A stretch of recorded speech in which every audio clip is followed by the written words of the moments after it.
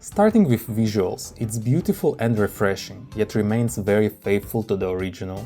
Honestly, the CSGO version of Agency from 10 years ago is so well designed and arted that I'd say it mostly holds up even today, to the point that at spots I'm not even sure if the remake was necessary. But yeah, the CS2 lighting combined with the PBR textures do wonders here and really elevate this level to new levels. The skybox is a huge improvement as well, now being this beautiful vista instead of the original version's washed out depression. But I think the real biggest strength of the CS2 remake lies in the attention to detail. There's just so much to appreciate, like how you can shoot the fire extinguishers and they go flying everywhere, or how unlike every other map in Counter-Strike, light fixtures here actually aren't strong enough to hold the player and break under the weight. Or some even smaller stuff, like how this company overworked the poor guy sitting here so much, the sodas from the kitchen weren't enough and he had to bring a stash of Red Bull from home, or how the developers even added a small rustling sound for walking through a plant that can give away your position. Or if you listen very closely, you will hear the kitchen sink leaking drops of water. Some changes also show us that not only is the map newer, but also that the agency itself progressed with the times. Now instead of fans, we got proper climate control, which probably works better. And in this refurbished gender-neutral bathroom, we got turned off smart mirrors instead of regular ones, which is a very smart way of hiding that Source 2 can't do this kind of real-time reflections. And while it may look like they opted out of using the amazing banana operating system, inspecting the keyboard closely, we can find that it's still in use. Though a bit more questionably, all of the paintings on the map got replaced with the same paintings, but now on screens. I'm not sure if this is the best way to use electricity, but yeah, they look nice and have been given very amusing titles. And we also got some new advertisements in the launch area. I mourned the loss of my favorite one from CSGO, but now instead we get some mentions of people who helped playtest the map, as well as this neat reference to an early version of the map Warden that we might see added to the game on a later date. Pretty cool stuff. Lastly, Original Agency was also pretty unique in having teas arrive on a suspended window washing thing, which was a nice bit of storytelling. And this remake goes even further by also showing us that the teas were here to break into this vault, but failed, so instead they decided to rig the entire building with explosives, but cities have actually cut some of the wires, so Tease took the hostages as kind of the last resort. Damn, that's a lot of implied action even before the round begins. And we can actually use some of its leftovers in the gameplay. If you look closely, you will see that Tease put up a couple of surprisingly realistic laser tripwires in some spots that once crossed send warnings to their computer. That's kinda crazy, though I haven't seen it be used in an impactful way yet. But while we're on topic, let's talk about all of the other gameplay changes in this remake, and there's quite a few. In general, I would summarize them as going entirely against the design philosophy of the original version. For example, this peak right here. In CSGO, the map geometry around it was precisely measured to not allow you to see anything, even when boosting. But now they give you a bunch of space and even some more to encourage you to peek like this. Similarly here on this staircase, it used to look like there might be a possible run boost you could do around it, but I don't think anyone ever managed it. And now there is a whole additional playable area here that adds a ton of positions to consider.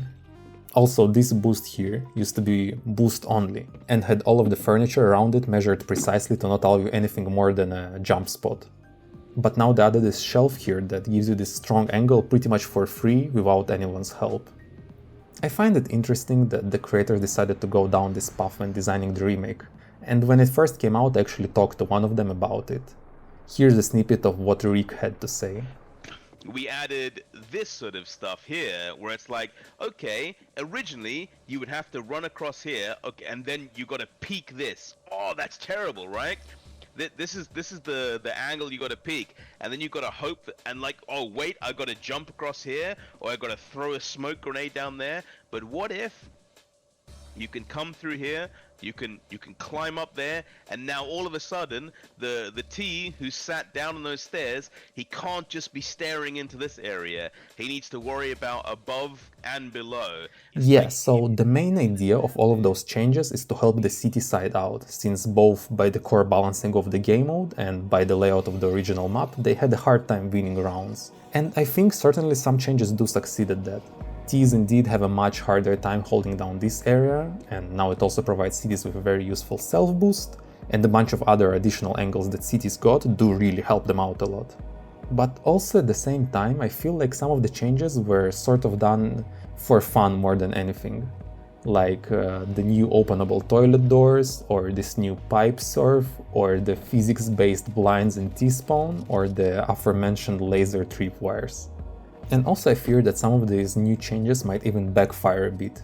Like, I'm pretty sure that this buff was intended to be a sneaky boost for the cities, but in practice I found it to be an extremely powerful camping position for Ts.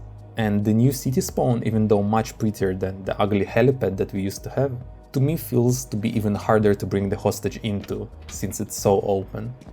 But Rick explained that while the idea for the changes is to help the cities, the end goal isn't to make the most balanced, competitive map ever, rather to make a map that is fun and will be fun for years to come. As he put it himself, we can still have fun in this game. Nothing has to be super serious all the time. We can have stuff that looks great, that plays great, that's just like, let's have fun in this game, you know? So to conclude, I think Agency is a labor of love and one of the best remakes we got in CS2. I'm really happy it is in the game right now. Its visuals are stunning and fit the current CS2 art style very well. It actually could have been even more colorful and kinda Mirror's Edge-like, which makes a lot of sense considering Rick actually worked on Mirror's Edge Catalyst, but for the sake of visibility the colors were turned down a bit. I'd say some player models are still kinda hard to see in certain spots, and as I mentioned, I feel that some areas are a bit T-sided surprisingly, but it's nothing that breaks them up for me, and I'm sure that the creators are gonna be updating it over the coming weeks anyway. So let's have fun and enjoy it while it's here, and maybe even hope that it stays for a bit longer. If you are interested in hearing more of Rick's insightful commentary, I recommend you check out this interview I did with him. I think it's super interesting, and I think it's super interesting, but of course I recorded, so of course I think that. Anyway, I'd also recommend you check out the game he referenced on one of the screens in T-spawn. It's on Steam and it's really fun as well. But anyway, let's do this. Let's do this. I'm gonna stand in the thing. What was it? Oh, thanks for watching. If you enjoyed the video, consider subscribing. Definitely like it. Come back next week for more uploads. Amazing. Alright, I'll stop the recording. Yeah.